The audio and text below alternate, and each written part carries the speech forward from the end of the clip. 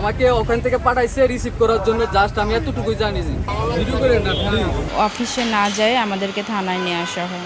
6 ঘন্টার মতো বসে আছি, এখন পর্যন্ত কোনো মামলা নেওয়া হয়নি।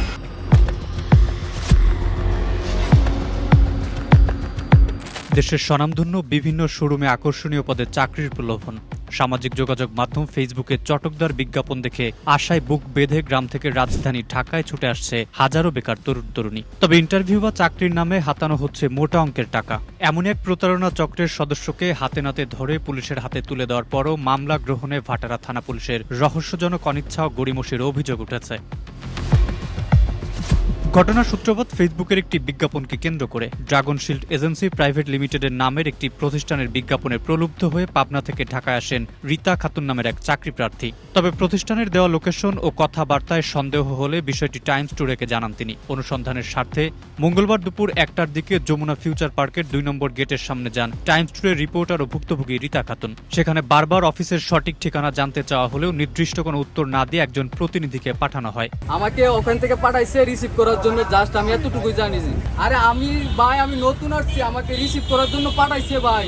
ড্রাগন অফিস দিছে চাকরি। প্রতিনিধি হিসেবে আসা ওই ব্যক্তির আচরণ ও কথায় চরম অসঙ্গতি দেখা দিলে তাকে জিজ্ঞাসাবাদ করা হয়। এক পর্যায়ে তিনি নিজেকে ড্রাগন সিকিউরিটি অফিসের কর্মী বলে দাবি করেন। অর্থ হাতিয়ে নেওয়ার চক্রান্ত বুঝতে পেরে তাৎক্ষণিকভাবে দায়িত্বরত ট্রাফিক পুলিশের সহায়তা নেওয়া হয়। পরে খবর পেয়ে ভাটারা থানা থেকে এসআই মওদুদ ঘটনাস্থলে পৌঁছে অভিযুক্ত ব্যক্তিকে আটক করে থানায় নিয়ে যান। আমাকে একটা পেজ থেকে জবের কথা বলে ডেকে নিয়ে আসা হয়। পরে আমি আসার পরে যখন অফিসের নিচে থাকি, আমাকে অফিসের নাম বলা হয় না এবং একটা ছেলেকে দিয়ে আমাকে রিসিভ করার জন্য পাঠিয়ে দেয়। আমার সাথে আমার একটা কাজিন থাকার কারণে সে বুঝতে পারে যে এটা হচ্ছে প্রতারক চক্র, এরা হচ্ছে প্রতারক।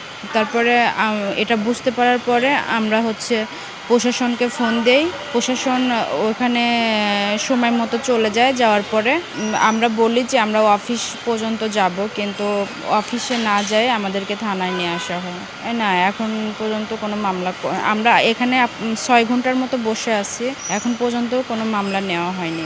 আগে যাচাই বাছাই করছিলেন কিনা যে এই যে প্রতারক একটা চক্র, সেই চক্রের ফাঁদে কিভাবে পা দিলেন যাচাই বাছাই না করে?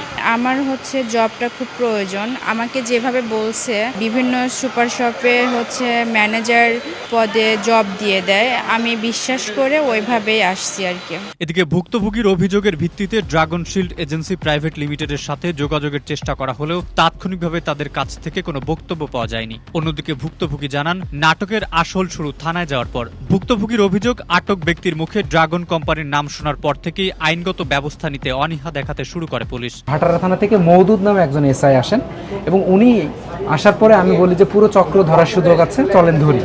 তো উনি ওই মুহূর্তে যাবেন, ঠিক তখন যে প্রতারককে আমি ধরি তার মুখ থেকে শুনে ড্রাগন কোম্পানি, এই কোম্পানির নাম শোনার সাথে সাথে খুব হতাশাজনকভাবে এই পুলিশ এসআইটা তার মুখে কেমন যেন বিবর্ণ চেহারা হয়ে যায় এবং থমকে যায়। আমি ওসি তদন্ত আছেন যিনি, উনাকে প্রশ্ন করি যে এটা কেন বন্ধ করা যাচ্ছে না। উনি আমাকে বলার চেষ্টা করেন যে এখানে মামলা করে টিকে থাকা যাবে না, নাম্বার 1, এবং মামলাই করা যাবে না। ওসি যখন আসেন এবং বলেন যে শুধুমাত্র একটা আসামি ধরলেই তো মামলা নেওয়া যায় না, কিসের আসামি? টানা 6 ঘন্টা ভাটারা থানায় অবস্থান করে লিখিত অভিযোগ জমা দেওয়ার চেষ্টা করা হলেও মামলা গ্রহণ না করার অভিযোগ ওঠে ভাটারা থানার ভারপ্রাপ্ত কর্মকর্তার বিরুদ্ধে। অভিযোগের বিষয়ে জানতে ভাটারা থানার ভারপ্রাপ্ত কর্মকর্তার সাথে যোগাযোগের চেষ্টা করা হলেও তাৎক্ষণিকভাবে তার বক্তব্য পাওয়া যায়নি। তাই চাকরির নামে প্রতারণা চালানো এই চক্রের বিরুদ্ধে কঠোর ব্যবস্থা এবং অভিযোগ না নিয়ে আসামিকে আড়াল করার মতো পুলিশি ভূমিকা নিয়ে এখন দেখা দিয়েছে নানা প্রশ্ন।